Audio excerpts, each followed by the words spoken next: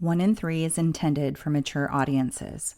Episodes contain explicit content and may be triggering as they often include violence and other varying forms of abuse such as emotional, psychological, sexual, and physical. In most cases, names have been changed to protect all involved. Please note, statements and opinions of guests do not necessarily reflect those of my own. Hi warriors, welcome to 1 in 3. I'm your host Ingrid. In my last episode, I began telling you the story of Shelly Knotek. Today, I'm going to expand on what we know of her life in part 2. This episode will focus on Shelly's marriages to the 3 men who would each father her daughters.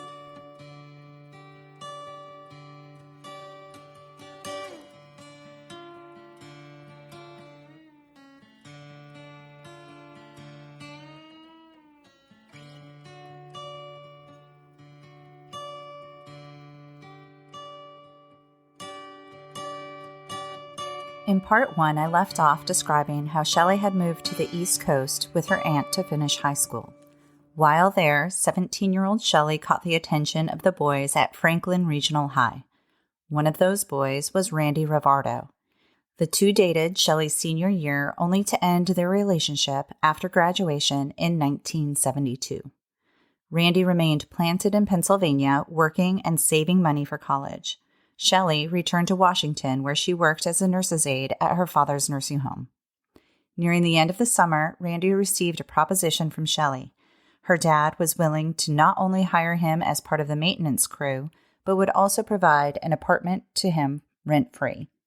It was an offer Randy couldn't turn down. He drove into town to find his former high school girlfriend professing her love for him to everyone. Randy was immediately welcomed into the family. Les was always at the ready to provide whatever needs Randy or Shelly may have. A wedding was planned not long after his arrival. The planning process was so abrupt, in fact, Les chose Randy's best man since he was too new to the area to have formed any close friendships. The 19-year-olds were married in February 1973. It was noticeable that none of Randy's friends or family attended the nuptials. That's because Shelly never sent them the invitations. In just 1 year, Randy learned how difficult life with Shelly would prove to be.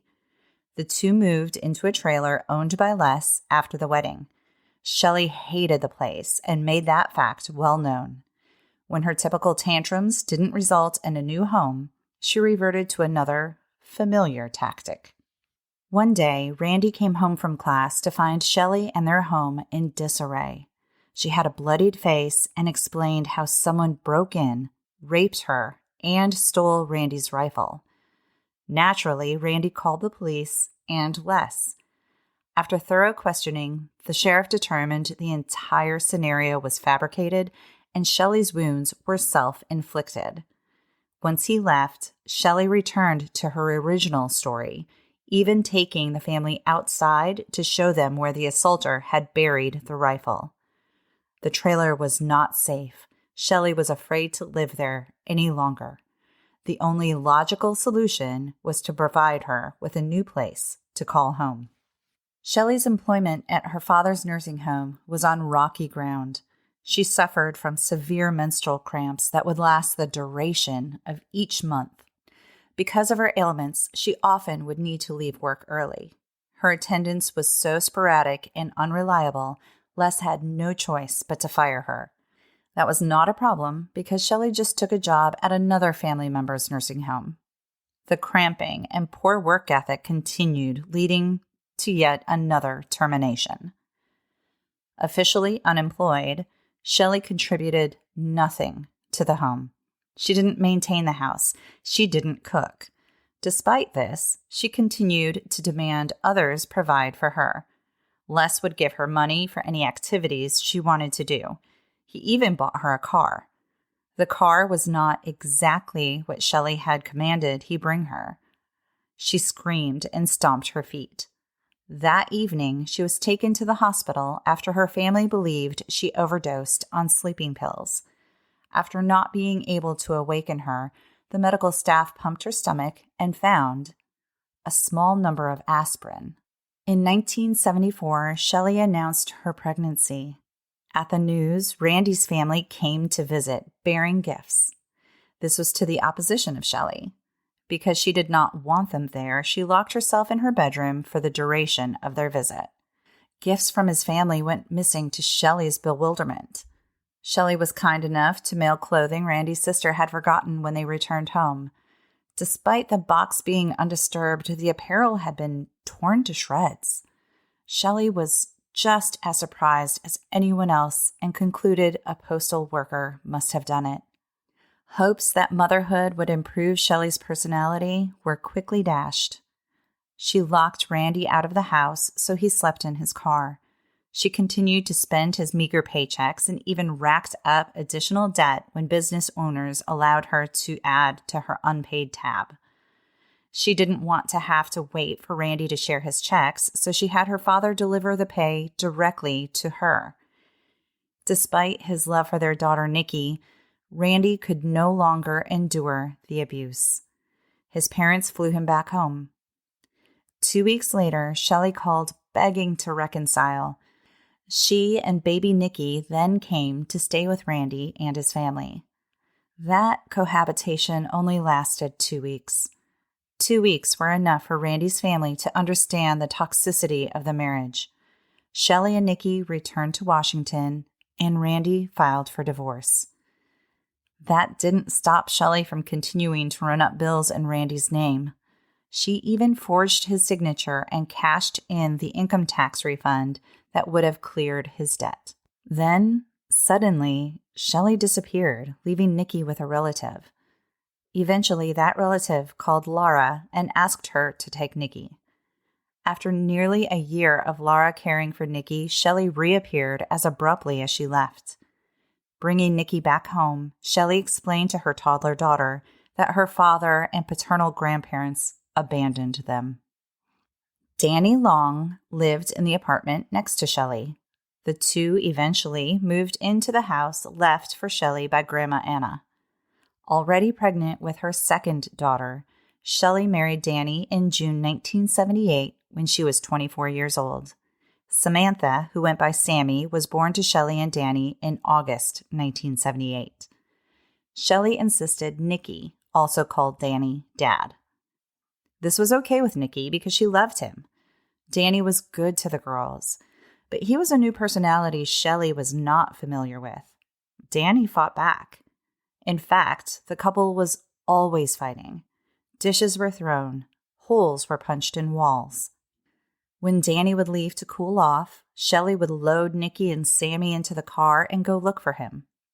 This lifestyle continued for 5 years. Realizing she would never be able to properly manipulate or control Danny, Shelly filed for divorce. She received financial assistance for this from Les.